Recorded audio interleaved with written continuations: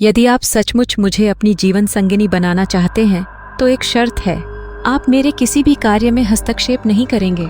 ना कोई प्रश्न, ना कोई रोक। जिस दिन आपने मुझे टोका या कुछ पूछा, उसी क्षण मैं आपको छोड़कर सदा के लिए चली जाऊंगी।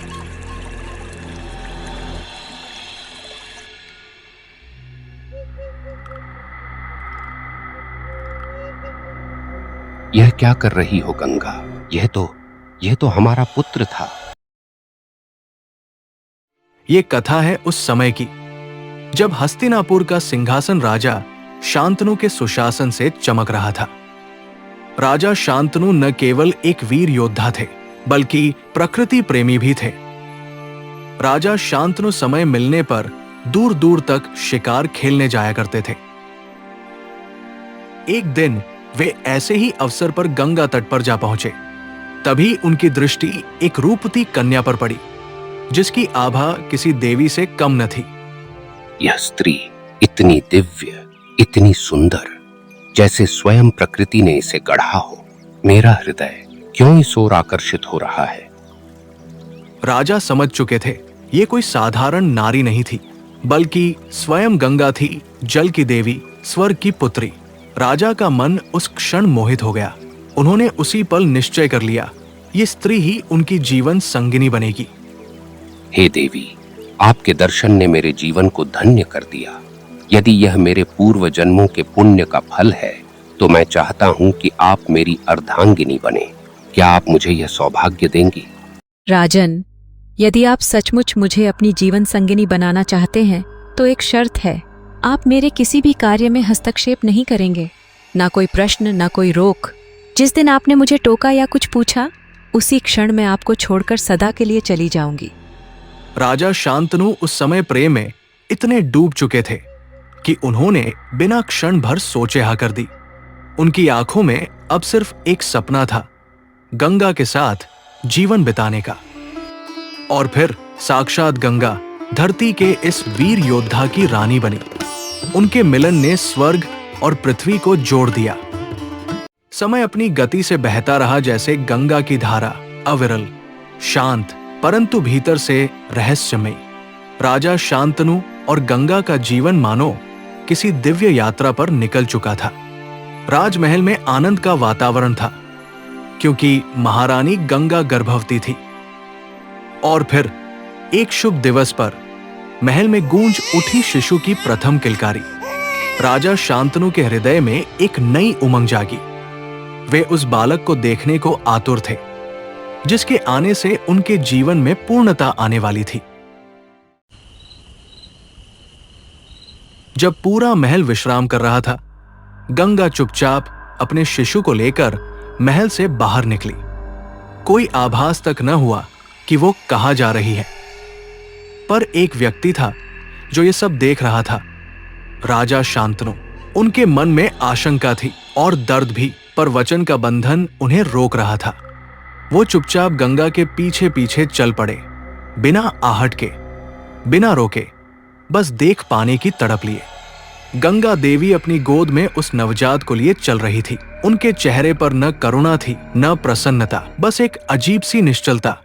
उनके पीछे पीछे चल रहे थे राजा शांतनु, मौन और व्याकुल। उनकी आंखें गंगा को देख रही थी, लेकिन उनके होंठ वचन के ताले में बंद थे।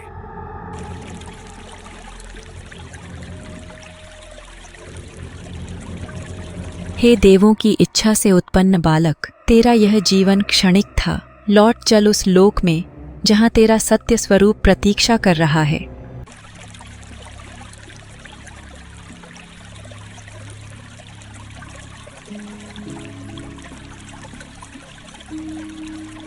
यह क्या कर रही हो गंगा? यह तो हमारा पुत्र था, मेरा अंश, मेरा उत्तराधिकारी। लेकिन मैं कुछ नहीं कह सकता। वचन का बंधन मुझे रोकता है। मैं राजा होकर भी असहाय हूँ। और इस प्रकार गंगा ने अपने प्रथम पुत्र को गंगा में समर्पित कर दिया, और राजा शांतनु अपनी वेदना के साथ चुपचाप लौट आए।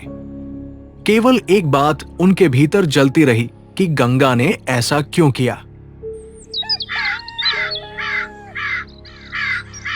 सुबह हुई, लेकिन राजा के हृदय में रात का अंधकार वैसा ही बना रहा। वे सभा में भी मौन रहे, दासियों से कुछ नहीं कहा और गंगा से कुछ पूछने का अधिकार जैसे खो दिया हो। महाराज, रानी और शिशु कहाँ हैं? क्या वह स्वस्थ हैं? हाँ, रानी स्वस्थ हैं, पुत्र भी था, पर अब नहीं है। परंतु नियति का ये खेल यही नहीं रुका। वही दृश्य, वही रात, वही प्रवाह एक बार नहीं 7 बार घटित हुआ। हर बार गंगा पुत्र को जन्म देती, हर बार वो उसे लेकर उसी नदी के तट पर जाती, और हर बार राजा शांतनु वचन से बंधा हुआ मौन पीड़ा के साथ सब देखता रहा।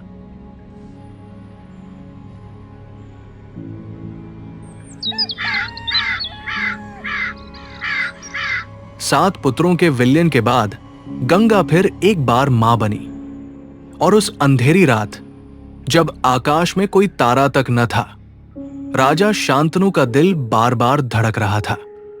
कुछ तो था इस रात में जो पहले से अलग था।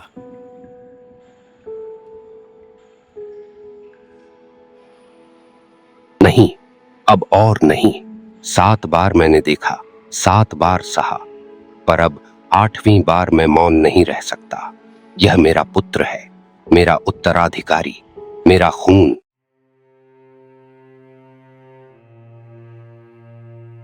अरे रे, यह तुम क्या करने जा रही हो? रुक जाओ गंगा, अब नहीं, अब और नहीं। इतनी निर्दय, इतनी निष्ठुर तुम कैसे बन सकती हो? एक एक करके सभी पुत्रों को गंगा में बहा दिया। क्या तुम्हारा हृदय नहीं कांपा? क्या एक बार भी तुम्हारी आंखें नम नहीं हुई?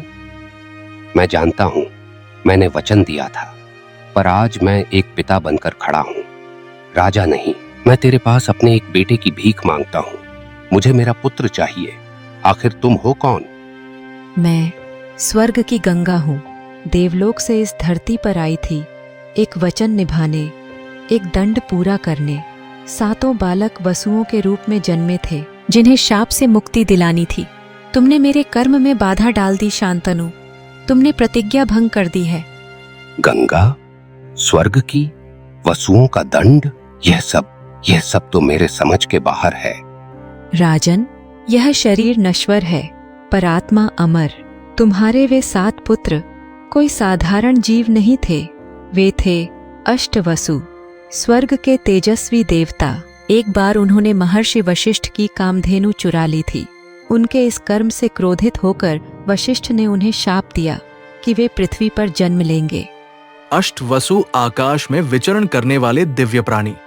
एक क्षण की भूल ने उन्हें पृथ्वी पर जन्म लेने को विवश कर दिया था, और गंगा बनी उस श्राप से मुक्ति का माध्यम। देवता, मेरे पुत्र, और यह शाप, तो क्या तुमने उन्हें बचाने के लिए जन्म दिया और फिर जल समाधि दी? राजन, 7 को तो मैंने मुक्त कर दिया, परंतु इस 8वें वसु को लंबा जीवन जीने का अभिशाप है।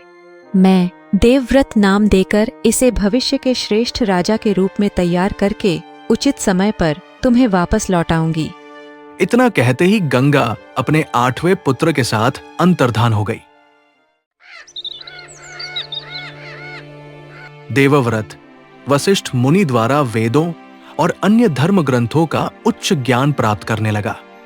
देवताओं के गुरु बृहस्पति ने देवव्रत को राजनीति शास्त्र का उत्कृष्ट ज्ञान प्रदान किया। भार्गव ऋषि द्वारा वो धनुर्विद्या तथा युद्ध कौशल में निपुण बना। इसी प्रकार 16 वर्ष बीत गए। अचानक एक दिन नदी के किनारे पर गंगा अपने पति के पास वापस लौटी और किशोरवय के अपने अनन्य प्रतिभावान पुत्र देवव्रत को राजा के आश्रय में सौंप दिया। राजन, आज से यह आपका है। मैंने इसे हस्तिनापुर के युवराज होने की पूरी योग्यता प्रदान की है। अब आप ही इसे प्यार दुलार से संभालते रहें। पिता और पुत्र दोनों राजधानी हस्तिनापुर की ओर चल दिए। राजा शांतनु की छाती युवराज देवव्रत को देखते ही गर्व से तन जाती थी। वो था भी शूरवीर, बलिष्ठ, रूपवान एवं गुणवान। इस प्रकार देवव्रत बना हस्तिनापुर का युवराज, एक ऐसा युवराज जिसकी कीर्ति आगे चलकर युगों तक गूंजेगी।